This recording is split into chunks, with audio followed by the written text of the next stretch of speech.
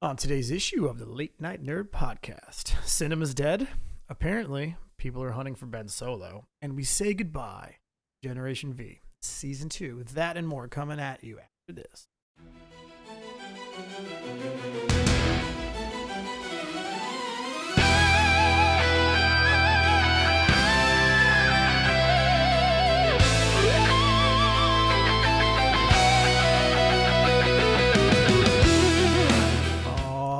Everybody, and welcome to the Late Night Nerd Podcast, where our crew of nerdy bartenders talk about the buzz in the Marvel Universe, pour up some conversation in a galaxy far, far away, but close to our hearts, as well talk to shiz, chatter, and news from elsewhere, nowhere, infinity and beyond. We thank you all for joining in with us, as always, in denial about the timeline we're living in. I'm Walt Kreisky, and with me, as always, is that a bird? Is that a plane? Might be a cat in a kimono. No, it's the man, the myth, the Mandalorian. It's Brian, motherfucking Reynolds. What's up, buddy? What's up? I don't have your theme song queued up yet, but he does have a theme song now. I love it. We don't have a Timmy today. Timmy is still feeling the birthday hangover. Timmy's hungover. Shout out to our boy Timmy on his birthday. It's just the two of us. Oh, man. Aw, chow. How you been, buddy? It's been a minute. I'm good, man. It has. How are you doing? I'm all right. I'm tired. I've been doing a million things at once, but I've been doing better about making time for myself. Nice. Which I have spent making this new handy dandy graffiti background for us. I like it. It was like an homage to the Drunk on Marvel logo when that was all we did. Yes. Remember the brick wall? I was like, how can I do the brick wall? Oh, man. Yeah, started the new job. Got some money coming back in again, so everything's nice. Everything's kind of getting back to normal. But it's been a couple weeks. We took some time off. We did, yeah. We got a little news, and life happens. We took some time off. We got a little news. You want to play some catch up? Yes. Man, let's not make it political, but I love that your boy Matthew Lillard is just chilling. I love that man. I absolutely am smitten by that man. I know you are. God, if that would have happened before we met him last year, I feel like you would have ended up getting a erection. Besides that, I mean that's obvious. But the actual word I was looking for was like a cease and desist or a restraining order is what I was looking for. Probably. There's always next time. There is always next time. You can get a celebrity to tell the world that you can go near them. I have faith in you for pulling that off. I don't think he would ban me. No, I don't think so either. If anything, you guys would end up. He would be like, "Do you want to try some of my Quest End whiskey?"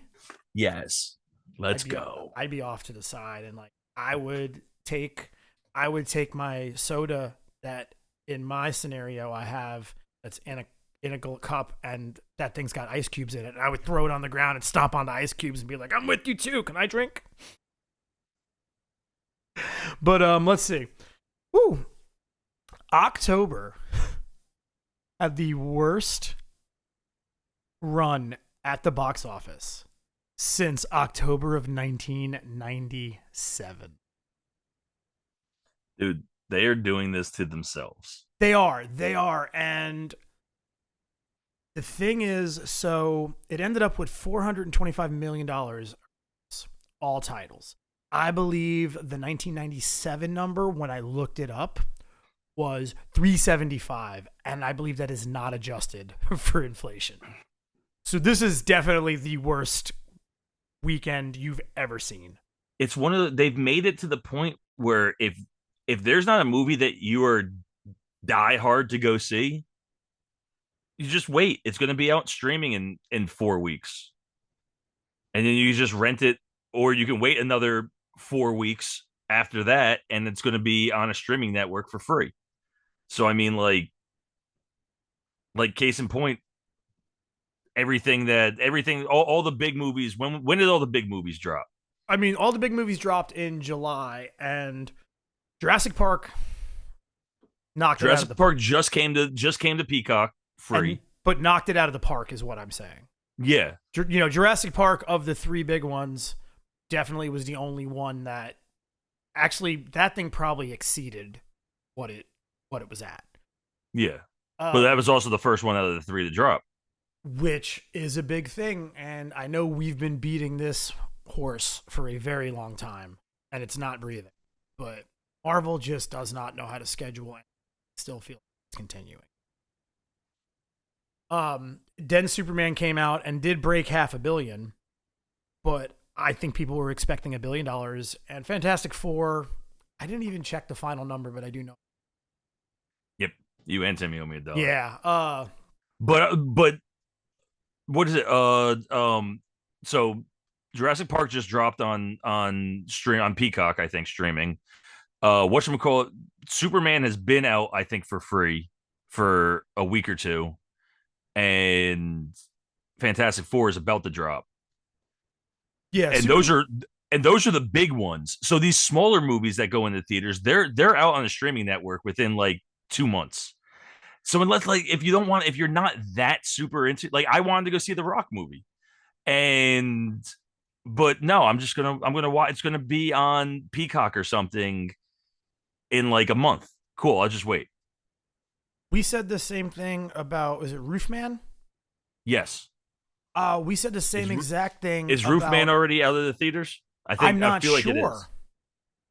Also, dude, I hate to say this, they've done a really bad job of just in general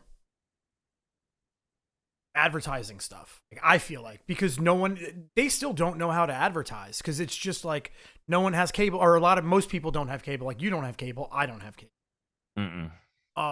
They don't seem to know how to advertise. When I was doing some research here for today, that was the first time I found out that Sinners went into theater for Halloween week.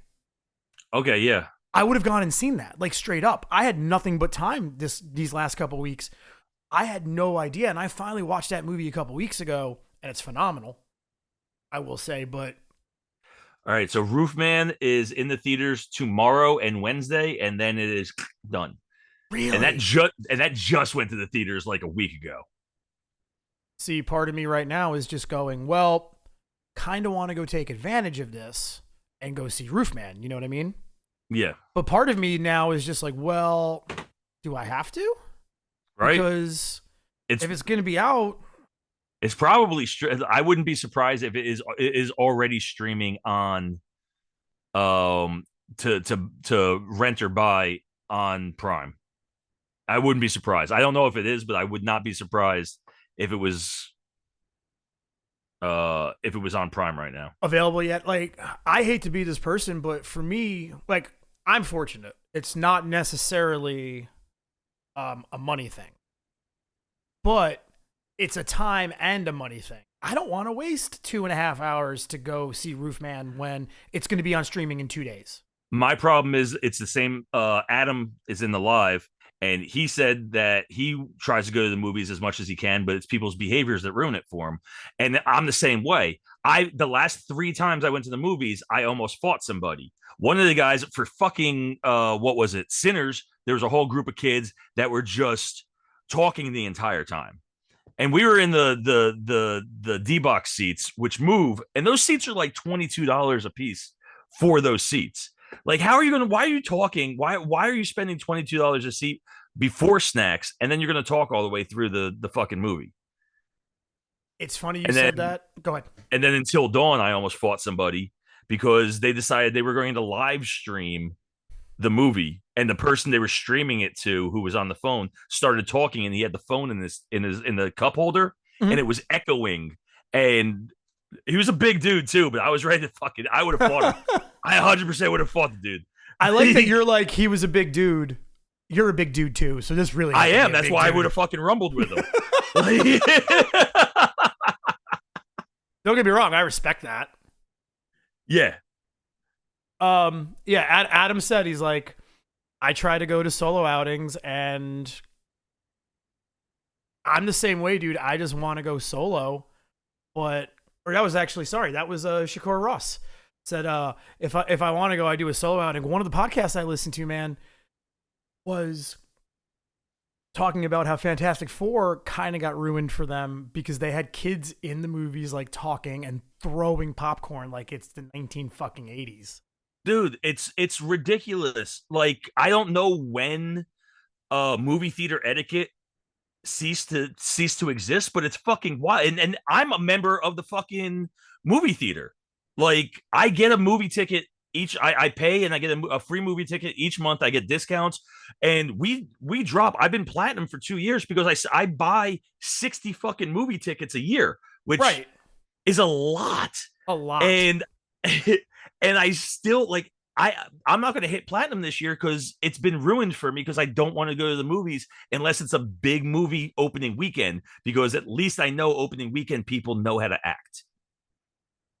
I don't disagree with you. Again, I'm just to the point where it's like, why would I go and waste my time and money when I don't want to be around? Dude, I don't want to be around people. And I think Adam does have a good point. He's like, it's social media a lot of it. It kind of is. It is. Yeah. If you don't live stream it from the movie theater, were you really there? You know, it's like your friend. 15 years ago, we were making fun of the guy that had to check into the gym every morning. Yeah. Everyone had the friend. Every morning you have to check into the gym. Now it's like, oh, am I really there if I don't have Snapchats of it? Dude, and I'm not that guy. Like I'm not the guy that's like, oh, well, there's 5 teenagers over there and I don't want to say anything because I'm like, shut the fucking phone off or I'm coming over there and I'm spanking all 5 of you.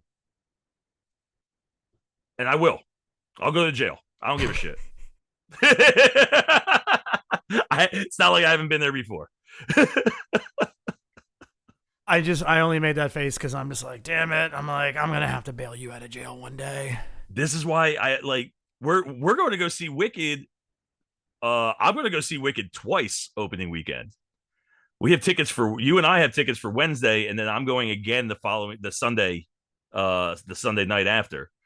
So, but it's opening weekend and it's Wicked, so it should be fine. So I think you'd be okay with people singing during Wicked. Absolutely, that's going to happen. Well, this is Wicked too, so people don't know the songs yet. Like the people who know the play know the songs, but a lot of them are just really. If you want to sing during fine, cool, man. Like I wish I would have went to Hamilton, and I would have not been upset with people singing at Hamilton because I probably would have been one of them. But I mean, they're going to do the sing along theaters like they did for the first one. Yes, but I think a lot more people know these songs than you realize.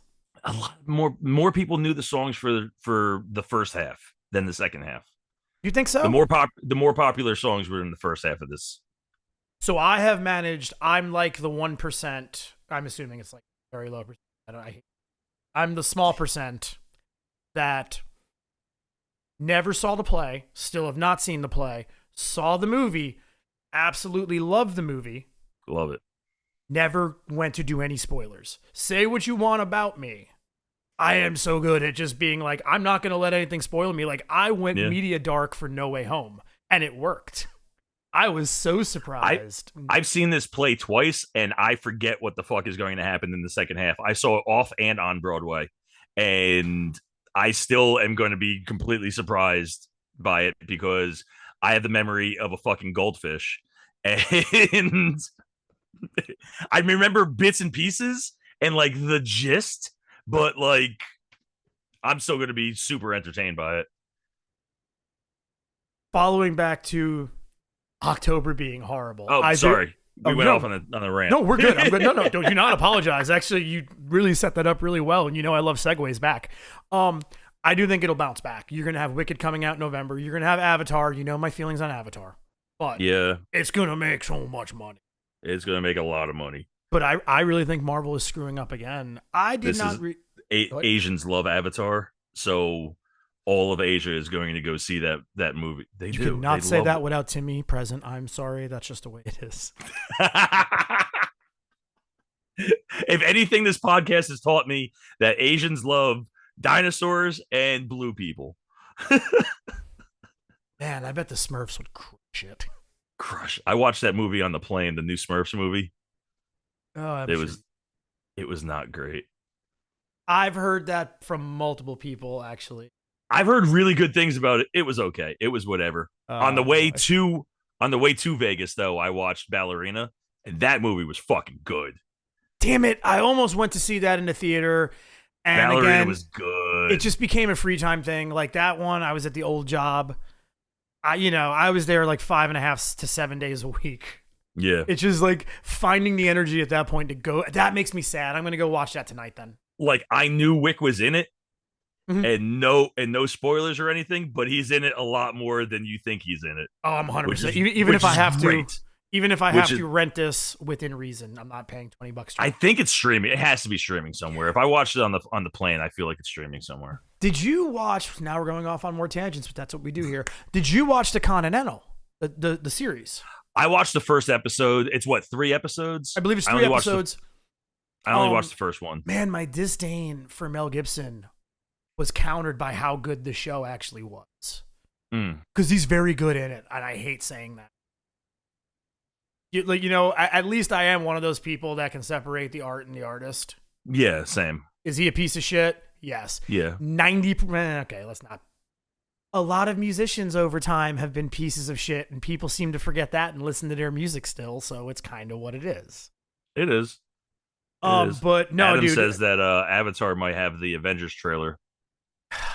So, yeah. Is that enough to get me there? No, I don't think it is. I really don't think it is. I'm going to go see it either way. Because I'm at like 48 movie tickets and I need to spend 12 more by the end of the fucking year. I mean, if I have to help you hit this, I will. It's November, man. I got 2 months for 12 movies. You owe me if I have to sit through this horrible movie with you. Speaking of going back, so I listen to a lot of podcasts, and I did not realize how big of a deal, because I don't know if you don't like it. I didn't really like it. IMAX, when we watch these movies in IMAX, it just didn't work for me. It's too much. They didn't. A lot of times they didn't sync up. They were a little off. They got blurry sometimes. The 3D now is a lot better though. Well, I hate 3D, but I didn't realize how big of a deal it was that these IMAX openings for these big movies. And Spider-Man is right in the middle of 2 big IMAX openings. The big one being the Odyssey, which I'm going to go see. We don't have an IMAX near us, so it doesn't affect us. But Nolan went and did this thing selling these tickets a year in advance. Like, Spider-Man, again, is coming out at a very weird time. And you don't have, Avengers coming out, Doomsday coming out for a couple months later. Man, push that thing out to August. Come on now. Like, stop it. Speaking of, rumor dropped, Spider-Man trailer might be dropping in a couple days. I'm sure it's just a teaser. Can we not? Of all the people that should be excited for a Spider-Man trailer, who is it? You. No, fuck that movie. Not fuck that movie. It's 9 months away. We do not need a trailer. This is a guarantee. That's weird to me, though. If they're going to drop it in the next 2 weeks, they should have just rushed it and dropped it during Game 7 of the World Series. I'm surprised that we didn't get any trailers for the World Series. So your problem with the World Series is you're not guaranteed a game. You're not, but I mean, you're kind of guaranteed a 5. You are, but Super Bowl makes more sense for Spider-Man for me. Super Bowl, we're 100% going to get our Doomsday trailer, all of that. Yeah. I don't need anything. I don't even care who the villain is. We know it's you, Fisk. I don't even care who the villain is. Like, let's go. I'm going to go see this movie. I don't understand why they put so much. They literally, the trailer could just be the fucking like Spider-Man brand new day, and that's it. That's the fucking trailer. That's it. Okay. And you're going to get the exact same amount of people to go see it, whether you showed them a 10-minute trailer or just the name. It's Spider-Man, man. We're gonna go see it. Like, stop ruining it for me by showing me too much, and stop wasting money by getting editors to do this. Just be like, hey, Spider-Man's coming out this date. Go see it. And we're gonna be like, all right, yeah, I'll go see that. I mean, even my friends with kids, like having friends with kids, the one superhero I know we don't have to put any effort into a family going to see. You could have dropped Spider-Man the day after Jurassic Park, and a family of 5 would still be like, we're going to figure out money to go see this movie because we're going to keep the kids happy. Like, this is Spider-Man for kids. It's Spider-Man for everybody.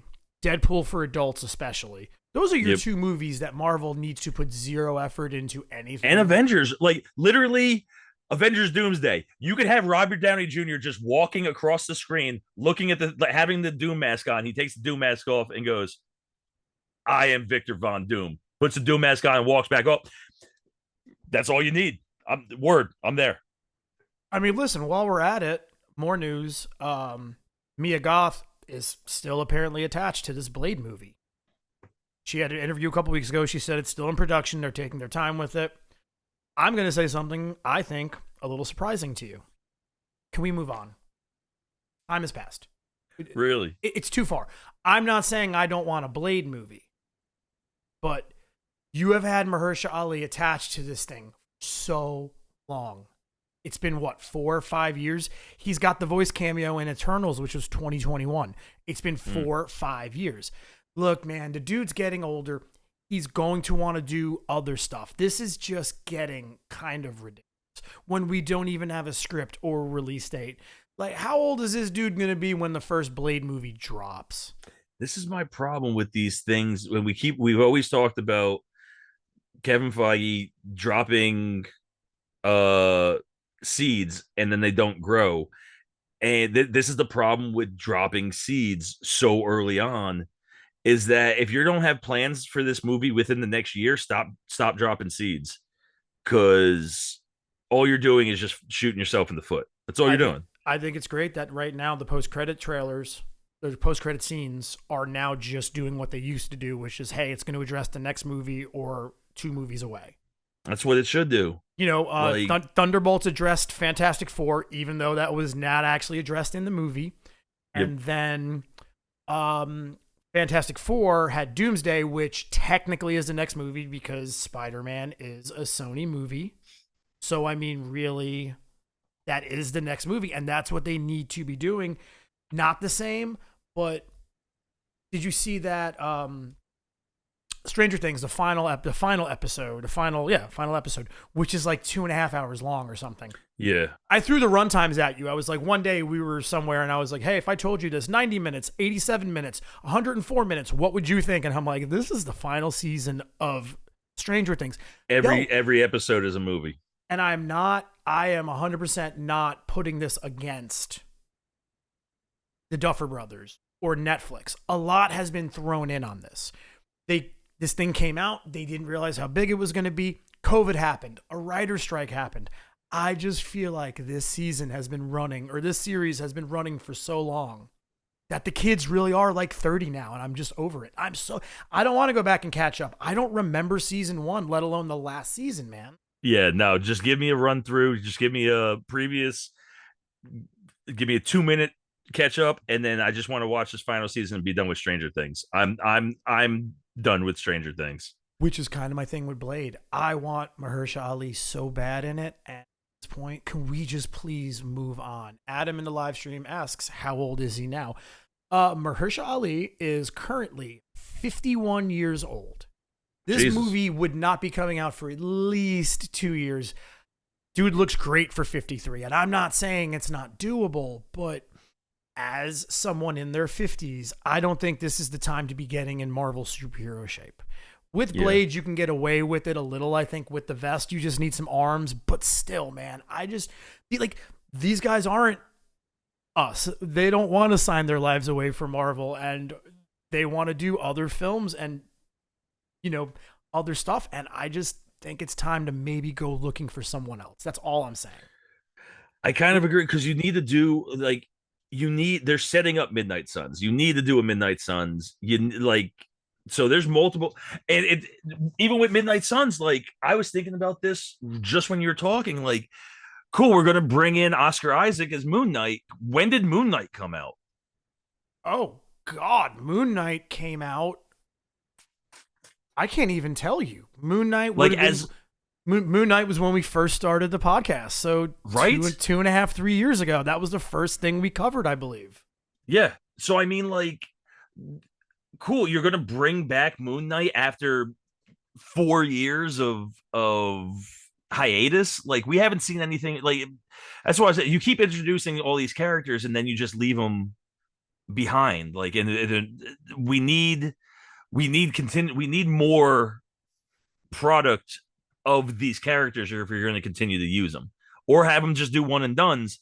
But like I don't know, we need, you know what I'm saying. I You know, need more. I know 100% what you're saying. I honestly think this is your perfect time.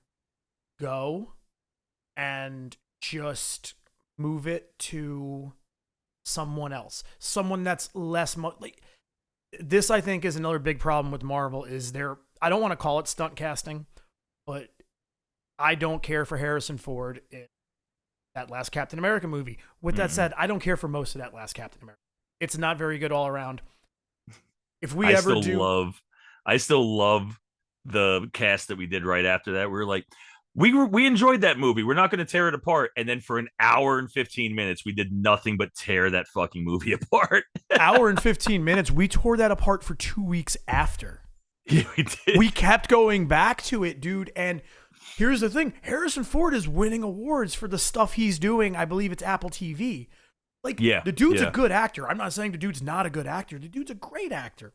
He phoned that in because he saw that script and knew how bad that movie was. Yeah. Like, dude, stop stunt casting. Mahershala Ali was amazing casting. ... Dude, go get someone younger, up and coming, that doesn't cost as much money, and we can get a streaming Midnight Suns, and we would be such happy little kids. I'd be so happy. Give me a second season of Moon Knight. Give me cameos of these people so you let me know that they still fucking exist. You know, like don't give me a product and then shelf that product or that character for 4 years before you put him back into a movie or something. Like cameos are huge. Like, you know, even if in Daredevil, you just a throwaway line of Fisk had the throwaway line of somebody dressed up as a spider, I think was the throwaway line.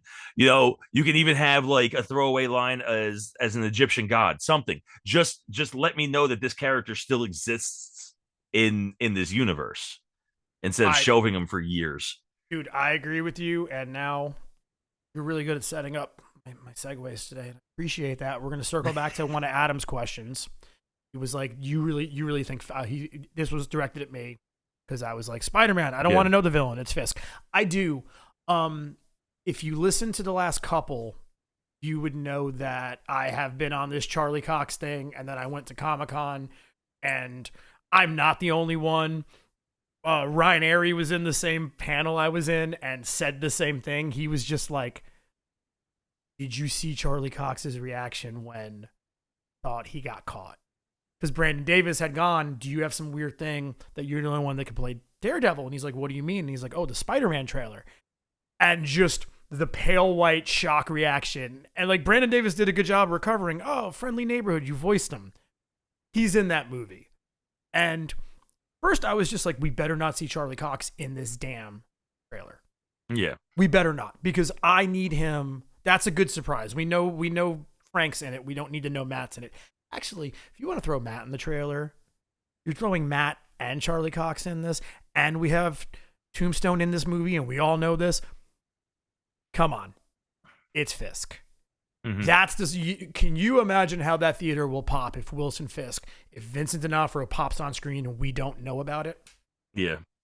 That is someone you can shoot it in. You can shoot indoors only. You can keep him under wraps. You don't need him outside. You can fly him out, fly him in. I almost brought it up because he canceled Sunday of New York Comic Con. He was there Friday and Saturday, but it turned out that his son had gotten sick and he needed. Gotcha. But I obviously my brain was moving a million miles. Adam also says, I thought Vincent said it couldn't happen. 100% I think lies. And I think the fact that Frank is in this at the very least. He said that nobody from the TV shows can be in it. And then but we know that Frank Castle's going to be in it. So that already disproves that as being a lie. Yeah. So the basics of this, I'm not going to do 100% of a good job of explaining it, but it's basically, hey, You can use Spider-Man. We can, in exchange, when we do these movies, that's how the Hulk is in this. And I think the exact term is Avengers, even though the Punisher is not. Maybe that's just a blanket term that Sony is using. Basically, it's like, yeah, you get to use Peter and we get to use an Avenger. In this case, they're using 3. Like it was Tony in the first one. It was Nick Fury in the second one. And in the third one, it was Doctor Strange. Yep. It's honestly just a matter of, it just seems to be like important people making phone calls to each other going like, all right, what's it going to take? What can we do? Yeah. With that said, though, a little different. Daredevil's on Disney Plus. That is not technically a Sony thing. That went to, was it Lionsgate that did the Ben Affleck one?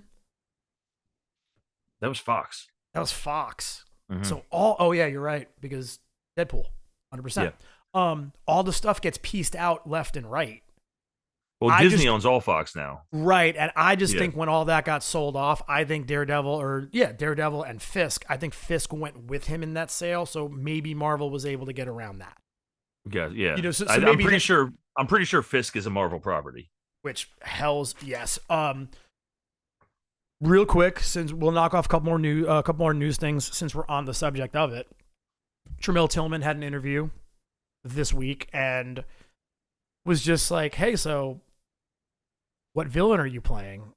And I've not seen Severance yet. Apparently he's amazing in it. I do need to watch Severance. It's right up my alley. It was a time thing.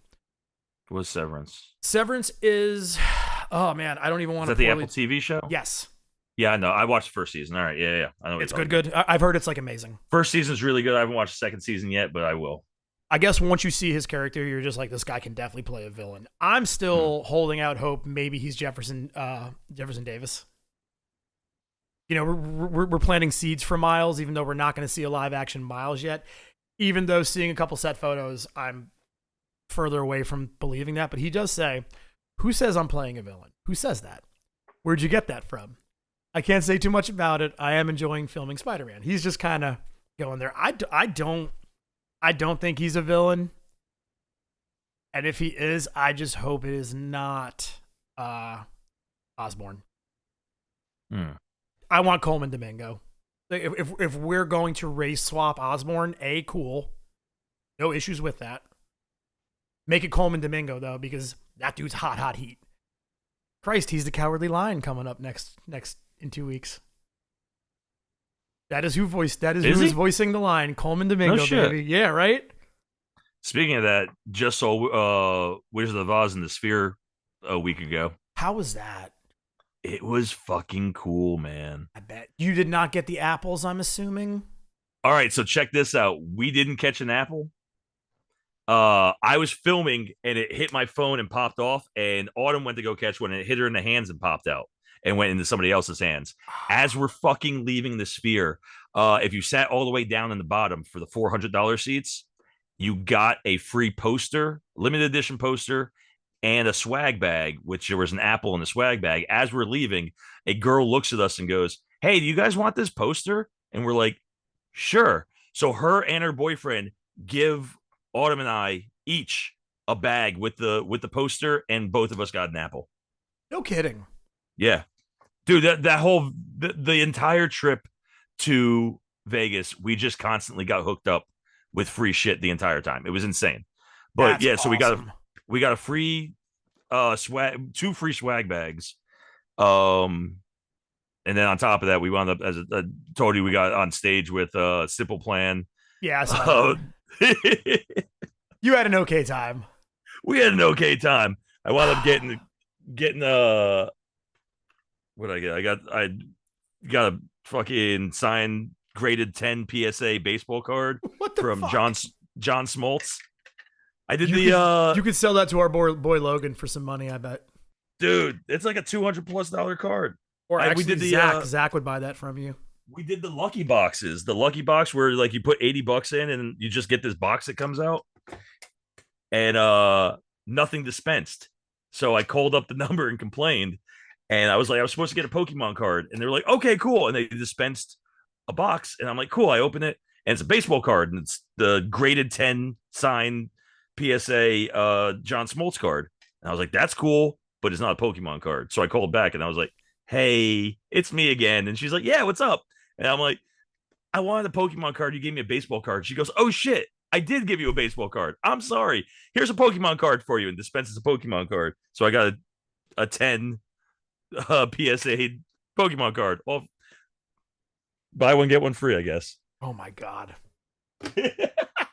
You're ridiculous. All right. I am. Keeping I had this a time moving. in Vegas. Sorry. Sorry. I know you did. But I have no regrets. Like, New York Comic Con, I had to go. Oh, you had way more fun at New York Comic Con, but like, I don't know about that. You guys looked like you had a good old time. Keeping it Marvel for now. So X-Men star Famke Johnson said Marvel has not invited her back. I saw that. She also goes on to say, it's interesting. I didn't realize it was that was such a big part. Every interview I do, that will come up. And if everything I say, that is going to be the only thing that's ever printed.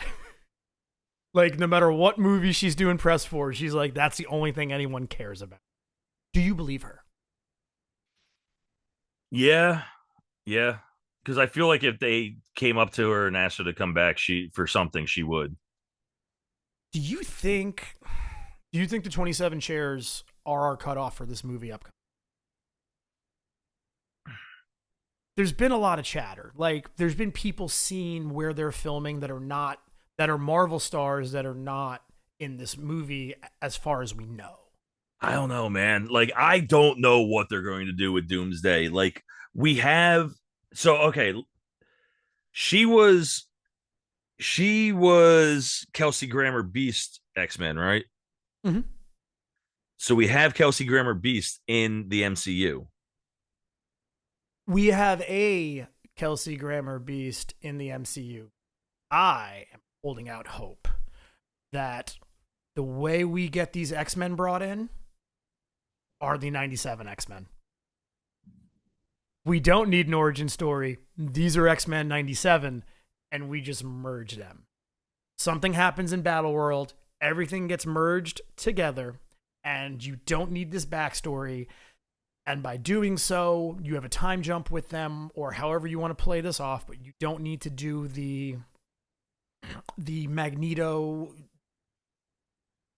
the World War II time frame doesn't work. Yeah. With what we have. With that said, do I really want that? I don't know, because I'd love to just see a new cast of characters. I would love a new cast. Like, don't get me wrong, I want to give a nod to, or, you know, I don't know. I still have no idea what I want them to do with the X-Men. I just want the X-Men. I don't either, and I think either way, I'm going to be okay with it. But it would be cool if they're playing these X-Men 97 characters and they get sent off or something. You know, just something, even though I guess that's definitely going to have a third season, so I don't know now that I'm speaking that out, that if that really would play out. But yeah, she is the Kelsey Grammer X-Men Beast. The only reason I even said that is because that Beast just looks very different than Beast. Yeah. But he does look very similar to the animated Beast, is why I brought that up. But no, she is. I can see a lot of them in Battle World. Like, people think Nick Cage is going to pop up in Battle World. As Ghost Rider? Yep. I'm okay with it. I don't know what we're getting in Doomsday. If we are getting Battle World with I don't know what we're going to get, but I'm here for it. My mind after New York Comic Con went a million directions, because I just kind of wonder if Wanda and Vision with their two kids is going to go up against the Fantastic Four, and she's reality warping, and Franklin's reality warping, and there's a lot, man. There's a lot that I could see happen. And there's a lot of like questionable leaks that are coming out that I'm not even going to get into, because you know how I feel about leaks. But speaking of Wanda, Elizabeth Olsen, you know what, man? She is so good at saying the right thing. A lot of people can take a cue from like what to say and not say from her. I would jump at the opportunity to play Scarlet Witch again. making the films are fun, goofy. It's ridiculous. We're grown people, like children on a playground. We're flying, we're shooting things out of our hands, and it's characters that it's a character I've gotten to return to so many times in the past 10 years. It's good to put her down, and then I miss her, and I want to come back. Yeah, I get it. Marvel money, and now you can go do your art films. And dude, pure respect. Because that's all it takes, man. Like, and that's what a lot of the artists are doing now. You do one for the money, and then you do one for you. Talking to you, Ben Solo. That's strange, right? The Ben Solo of this all is really strange. Adam Driver brings out some interview and says that there was the search for Ben Solo was brought to Disney and they shot it down theoretically because of how poorly the sequels were received. I don't see how you bring Ben Solo back. Could we not Marvel this and make death not matter? Right. I don't want a movie of Ben Solo being a Force ghost the whole time. You know, I don't see how they were going to make that work. With that said, I'm sad Timmy's not here because I'm like, Timmy, what would you rather see, Chimere or Ben Solo come back? I was going to say, did you see the stuff that's been coming out about where they were going with the Acolyte? No, but I will tell you my Star Wars game, which is the big mobile Star Wars game. Guess who the new character they just dropped is? Who? Chimere. He apparently, they already said, they were like, look, you guys fucking ruined this, so we're going to tell you where we were going with it. He was going to be the first Knight of Ren. I did see that. And I said that when this show came out, I was like, he's going to be the fucking the start of the Knights of Ren. Yep. And I feel like you guys shot me down on that. But like, he looks, his helmet and everything looks like the Knights of Ren, and he's a Force wielder. And now I'm even more pissed off that people like fucking Timmy hated it. See, I don't feel like so I don't know if I shot you down. I'm not going to quote myself on that. Yeah, I can't remember. It was a while ago. I don't know if I shot you down, but I do feel like I might have just been like, man, I just don't really know if they're ever going to be willing to do this thing, is all I'm saying. I had him pegged as like the Ren from Knights of Ren, and damn, like, I'm just, as I said, I'm upset that we're not getting any of that, but I still have a little bit of hope. Don't, dude, it's not over. And also, I do want to say this. It's not just Marvel having a scheduling issue with release dates. It's Disney who has just gone like this. Hey, if it doesn't involve Grogu, we don't know how to do Star Wars. So it has been so long since we got a Star Wars movie. It's been a while. Like, this is crazy. And now you're just coming out with Star Wars. Like, it's been a while since we've gotten really any Star Wars products other than some cartoons. I mean, we've got cartoons. We had Kenobi. We had the Acolyte. We had Skeleton Crew. Skeleton Crew's rough, man. Like, you know, again, I'll go to bat for Acolyte all day, every day. I can't defend Skeleton Crew. I can't do it. I can defend Skeleton Crew the same way I can defend it's Marvel. There's gonna be you know, a girl of the same descent or similar descent as Amon gonna watch that and know nothing about it. And it's your bumper movie, your bumper TV show to get them interested. It's the same thing where these kids are not going to want to watch the ad. You're not showing an 8-year-old. God, I'm blanking on her name. X23. Laura, but her real name. You're not showing your kid her getting just skewered by Chimere. Yeah. It's not a kid's show. Like, that was just a kid's show, and it's Star Wars. You need to get kids into it. Like, I get what you're saying.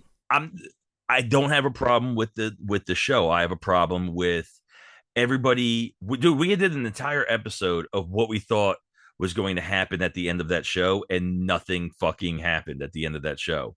Like, I agree that the show sucked because it doesn't take us from like the show legit didn't take us from A to B.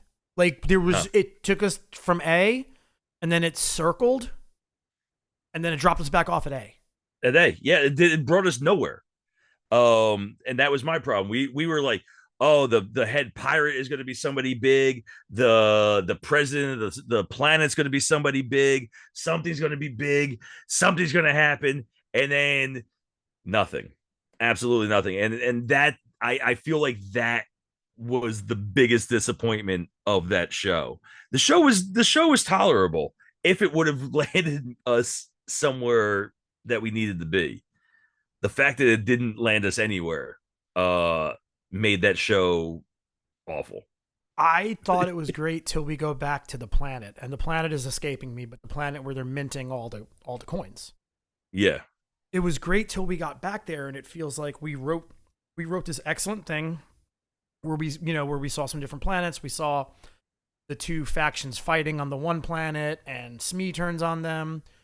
We see all this, and then it just gets to that, and nothing's really paid off. Mm-mm. We know he's kind of force sensitive. Yeah, like nothing comes of it. And Nothing. the best thing we got of that show is Jude Law was enough of a reason to get me over to go to MegaCon last year, and that was it. Yeah. Yeah. Like nothing really just, great. there was no cameo, and I'm not saying that I need a cameo in all these, but like I need something to tie it into what we've seen. And if we watched all of that just for like a throwaway line in an upcoming season of something, it was worthless. I don't even think we need a cameo to get us to what we've seen. I just really feel like we need some kind of cameo or something that's going to go and like get us back to something we know. Like we needed something familiar to link it to the rest of Star Wars. Yes. Example, Acolyte. What did we have? It was just a hand. It was just a little hand. You saw his face too, didn't you? What? Who? You know who. Who? Yoda? No, Palpatine's. You just made me go Yoda voice on that. Palpatine's master. Oh, Plagueis. yeah. We get Darth Plagueis, man. Like you get Plagueis for a little bit. That's it. That's all we need. But that's all I need. That's all I need. But at the same time, the thing that ruined the Acolyte for me was the Yoda cameo at the end. The Plagueis cameo was awesome. The Yoda cameo killed it. The Yoda cameo, I will admit, is problematic. Problematic. No, to 100%. say the least. You are minimizing how wise and how good of a person Yoda is. Yes. By having him know about this and hiding it. Yeah, no, 100%. You know, like, I can't believe the Sith came back and they were able to hide this from us. Really? Because you kind of started this years and years and years ago. This kind of falls on you, Yoda. No wonder you went hiding. Yeah. Apparently in the stuff that leaked about what they were supposed to be doing, Plagueis was supposed to basically create the Knights of Ren. They were supposed to talk about the rule of two and then create the Knights of Ren. I did not see that. See, man, that I'm into that right there. Like, that's cool. It just sucks because, again, all the fans screaming ruined it. I feel like we got the bare bones of it, and season 2 would have been a completely different direction. I think so. Same thing. Dude, the fans just keep ruining all of the things that I want. Like, I really wanted, what was it? Midnight Suns. Mm-hmm. And we were leading to Midnight Suns after Solo, and everybody had to come out of the woodwork and be like, oh, Solo sucks, blah, blah, blah, blah, blah. And now going back, Solo's not a bad movie. Solo's not a bad movie. And that's a hill I'm on. It's not a bad movie. And the sequel or whatever that would have led into with Darth Maul and the Midnight Suns was going to be so fucking good. And I really hope that we're going to get that still. Because I actually would love the Darth Maul Midnight Suns crossover. You meant Crimson Dawn, I think. Oh, not Midnight Sun, Crimson Dawn. Yeah, I don't know. Darth Maul and Midnight Suns would be a hell of a crossover. right. No, yeah, Darth Maul and the Crimson Suns, It just sucks that no or one Crimson Crimson Dawn. Crimson Dawn. Yeah, No one is letting them get their footing on it. Which, like, we got the first season out of Acolyte. We had a lot of setup for season 2, and maybe you could have fixed the Yoda situation. Hmm. Like, maybe we could have made that make sense. I honestly, I think the main character was the weakest part of the show, and I'm not saying she did a bad job acting. Amanda Steinfeld, the lead, she Yeah, played both yeah, sisters. yep. She's a very good actress. I just think it was poorly written, and again, I It's think poorly. it's Her horribly part was edited. poorly written. Yeah, Horribly edited. Like, I still wish we could go back and edit that in proper timeline form, and I think it would make more coherent sense as a movie, or just a straightforward than what we got jumping back and forth. I mean, it had other problems, but so does everything. Let me see. I think that was most of it of our news. I will say that I thought this was cool, and this is why I was saying how Elizabeth Olsen is definitely like, oh, I do my artsy fartsy project, and then I get my Marvel paycheck, and now I can afford to go do more. Hmm. She was just like, it's it's the consistency of a community and a job, which is hard to find. Which to me is saying, yeah, I made my art movies. I guess I should probably go pay my mortgage now. So, Marvel, if you do want me back. But she does say, she's like, it's insane camera movements. It's stunt work, special effects, visual effects that are all happening in real time. A lot of coordination, hundreds and hundreds of people on set. And it's just a powerful thing to be part of. Like I said, man, she really is so good with her words. And I'd love to see her come back. That did not get enough. She that's not a good send off, man. She's probably no. That's it's like getting killed off camera. It was getting killed off camera, which is why I will go to bat saying that she's not dead because she got killed off camera. You can't do that to a major character. And that's the last time we saw live action Wanda. Yeah. Real quick on the live stream, Adam is like, the best thing about Skeleton Crew was Urkel. I agree. It was so good to see 100%. Jaleel White, and he was honestly, in the small screen time we got, besides a couple of the other alien pirates, he was way more pirate than any other pirate we saw. Mm-hmm. I really enjoyed him in that. I think that's all the news I had lined up. Oh, I got one more for you. So James Gunn and people worded the headlines very clickbaity. But Adam says that Rox ain't killing one. No, we all agree. Not one bit. No, there's no way that she's dead. And all of her interviews and everything since that happened have all been the same thing. Like you're saying, she's really good at words. She's been saying, I haven't been approached by Marvel because she said the same thing about when Agatha came out. That was basically the same gist. Is I haven't been approached by Marvel, but I'm always down to play Wanda. I will be amazed if she is not. Same. Like, in my brain, you can legitimately, because of her villain turn especially, you can legitimately see a way where she is one of Doom's deputies, kind of like Battleworld. Where he had both heroes and villains on his side. I could see her like creating Battleworld with him. So I do think she's coming back. I will not be shocked if she's invincible. Honestly, I would rather see her come back in Doom than in Vision Quest because I want that fucking pop in the theater. I don't want that pop sitting on my couch watching it on Disney Plus. I want that pop opening night in the theater with her coming out and the fucking movie theater going as nuts as Cap holding Mjolnir. That's a pop that that whole theater's gonna erupt. And I miss those eruptions, like those opening night Marvel movie pops. Just there's nothing like them. There's absolutely nothing like that in the world for me. And I want that. I, the last time we got that was No Way Home. Yeah. Because none of the other movies really had a big pop like that. Like they Mm-mm. had moments, but nothing had that pop.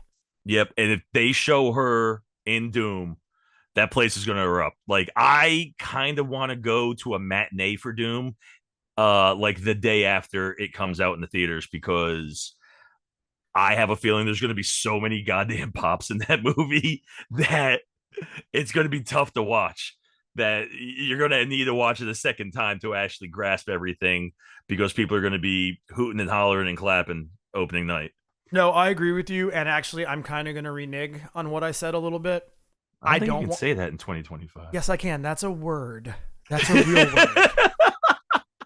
Jesus Christ, people. Adult here. I need help. I need an adult here, adult and I. So I don't see a way where we can get Vision on the side of Doom. So if I don't want her in Vision Quest. Now that I say that, and this actually is spanning also from something that Adam just said, which is, and then her kids are on the opposite side of it.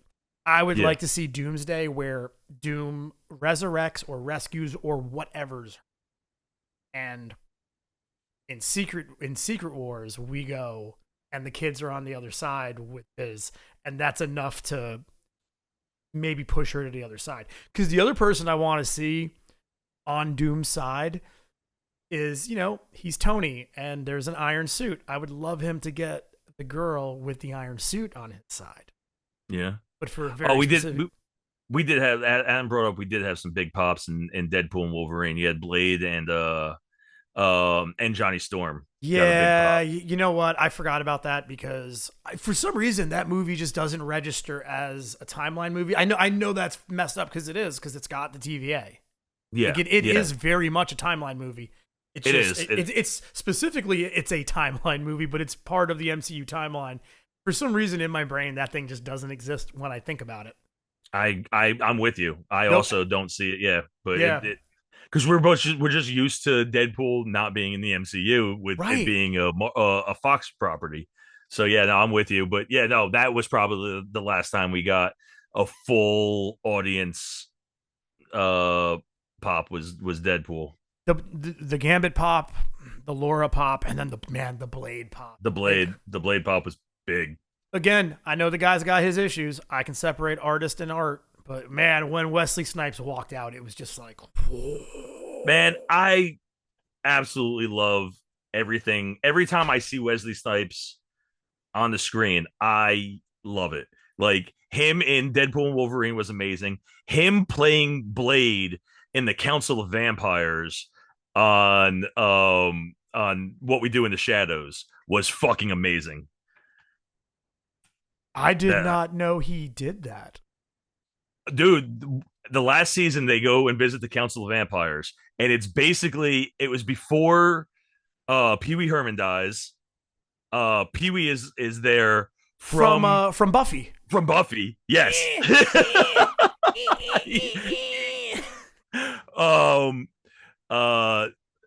Was it Janet Tisdale? She's in there from some vampire movie that she played. Wesley Snipes is Blade. It's all just don't be mad at me. The only thing from the last season I saw was actually the first 2 episodes because I watched it at the panel at New York Comic Con last year. Gotcha. And then I've never had enough time to catch up on it. Is Robert Pattinson in it? Please tell me that's the only not. acceptable way to be like Twilight. He's not. But man. That is my favorite fucking TV show, man. I literally the other day was just wearing that shirt that you got me from New York Comic Con last year. Yeah, dude, that was a good panel. Like, see, yeah, that really was the thing where like I went to that panel and I was like, why don't I do this more often? Especially in like MegaCon, you can talk me out of like MegaCon is more for us to like, hey, it's a celebrity photo op, and I might grab an autograph because when I met the Phelps twins, Fred and George Weasley, I was in line for like 30 minutes. Like, it's crazy. Like, you can get an autograph quick there. There's a lot of other pop culture stuff and a lot of really cool setups and especially on a Thursday or a Friday. Yeah, like New York's got such good panels. Like zero regrets. It was worth that trip just to do that TV panel and then all the offsite stuff I did. My God, that was the most fun I've ever had at a friggin' Comic-Con, with the exception of meeting Skywalker and Stanley. That's it. That's the only two things I've had. That as a whole though was insane. You got anything else you want to talk about on that Marvel side or anything? No. James Gunn did come out and say that Darkseid will not be the big bad right now. And he said right now it doesn't make sense.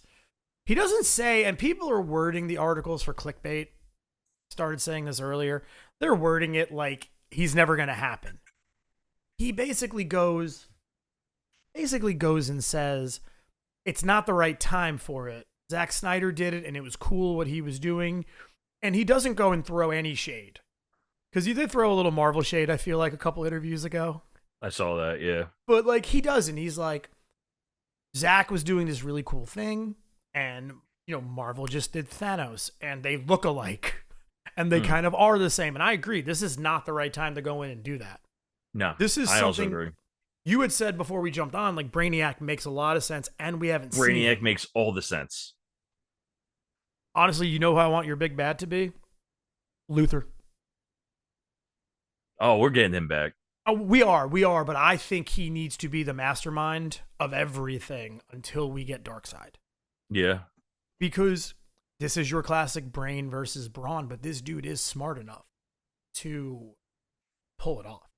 Like, yeah. Luther can make sense to me where he can go up against the Justice League. I want to see the Legion of Doom before I see Darkseid. Like, we need to we need to earn that. Like, and I think James Gunn knows that. I think James Gunn is really great at what, like, he really is. I think he is just learning how much is on his plate. With that said, you want to move to another universe? Sure. Let's go to Brain versus Brawn. We are going to finish the boys off. Or the boys, Gen V. So let's go to Gen V, which we do hate reviewing things. Because everyone does it, and I just don't think it's like what we like doing. We don't want to talk about it. We want to talk about what we think's happening. But we're going to do it. We're going to try it a little different this time. So we're going to go, we're going to review these last two episodes. You were out of town last week, or 2 weeks ago. Yep. You had a puppy issue last week. I was cool with that because I was a tired boy. So we're going to finish Generation V off, man. I think you're going to be a little surprised by a little bit of my output on this, I will say. All right. We're going to try it a little different. I'm just going to read a quick summary, and we're going to talk about each episode. Episode 7, Hell Week. Jordan, Annabeth, Emma, and Sam realize Marie and Kate have left them to find Godolkin, while Kate struggles with Marie, who is refusing to heal her. Marie and Kate miss catching Cypher at his house, but find Polaris and do find out he can resist Cypher's powers. Cuts over to Cypher, sees them on camera, and if not for seeing them, it does look like he is going to drop the oxygen tank on the old man and, quote unquote, end it all. Marie heals Polaris while he has a seizure, while Sam and Emma return to God U to search for Marie, just in time to have a pledge dropped in Sam's lap from the black hole. We will leave it at that for now. Polarity takes Kate's side in wanting Marie to heal her, but the conversation halts with a call from Cypher. Our heroes meet up outside the training room. Marie tries to heal Kate in exchange for her stopping the others, but Kate straight up refuses. Cypher is confronted inside by Polaris, while Marie searches for the old man who she believes is Godolkin. Polaris is joined by the others. Cypher uses his powers, not against Polaris, but against the others, to whack-a-mole Polaris in a really cool fight scene, which I will admit now, I was wrong about Greg. And it ends with Marie healing the old man, who is indeed Godolkin, in the least surprising turn in any of these shows. And Cypher is not Cypher. Cypher is Doug.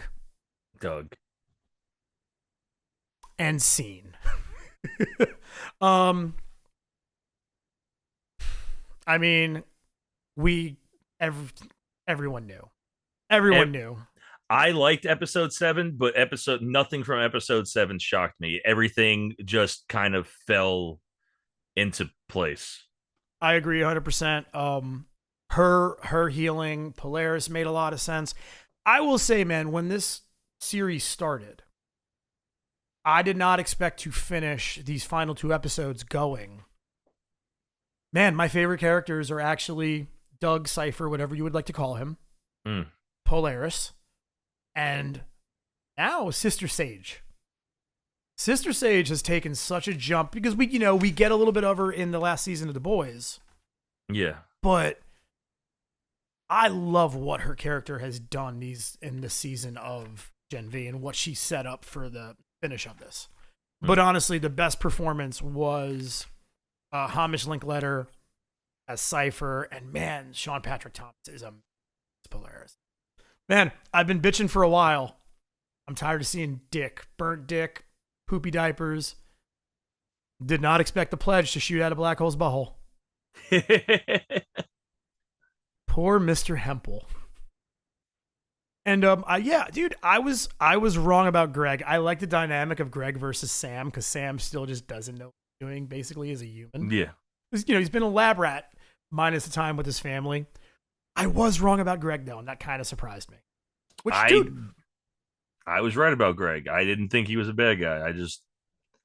Good. I like being surprised. This is why I'm like, even with Marvel stuff where people are like, that's different in the story. Let them do it different. You know how that story ends. Let's throw a little like, I don't want to know everything. You know? We find out Annabeth had powers when she was young and hid them. Mm-hmm. And, that's about it. I will say my favorite line in this is where Emma, just straight face, is just like, that's Greg. He's just a friend. And you have no right to be jealous. He can finger fuck me till he comes and you can say nothing about it. And she does that with such a straight face that I cackled. Literally forgot about that line. I woke up my deaf dog. That's how hard I laughed when she's like, he can finger fuck me till he comes and it doesn't make a difference to you. You can't be jealous about it. Oh man. All right, man. Let's do the thing. What did you like, love, hate about the episode?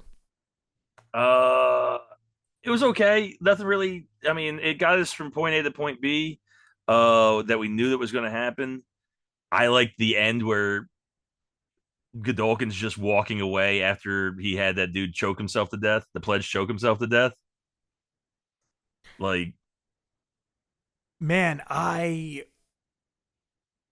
was a little surprised by how quickly that all played out. Like, I feel like we got a lot of stuff thrown at us in the last 5 minutes of this, and then the final episode felt really crushed. I feel like I want you to do 8, like just and us just to review 7 and 8 as one, because like I agree with you. Everything got thrown out so quick.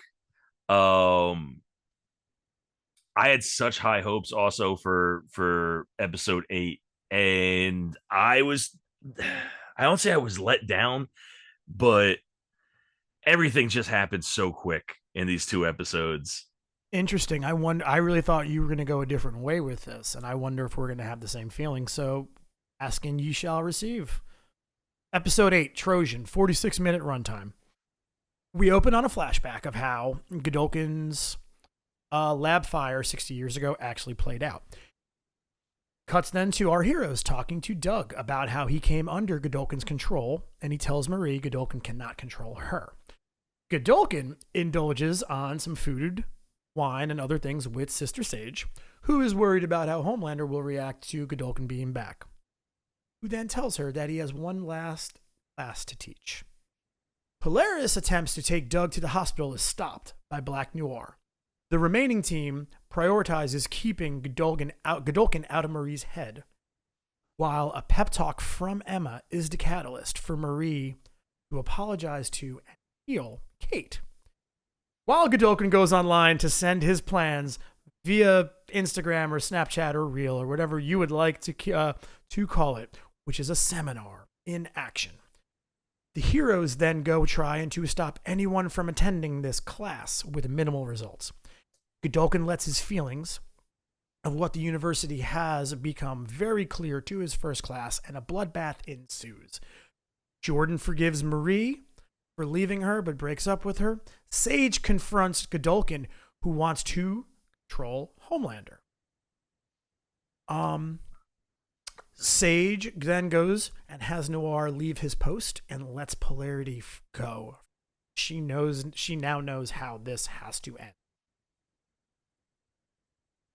Godolkin's next class arrives, and the stage is set for our finale as Marie joins last second, and we find out why the episode is named Trojan, because with the help of Black Hole, a Trojan horse comes out of his butthole.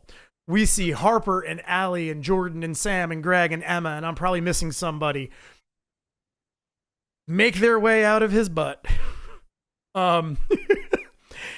We see Emma use her hair control powers to hold down Godolkin while Harper takes his powers away from him in control of everyone else.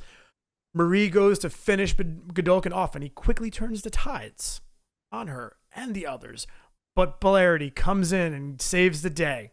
Everyone but Godolkin survives as Marie finishes this once and for all. Polarity, with a renewed sense of meaning, sends all the students away to protect them from Vaught.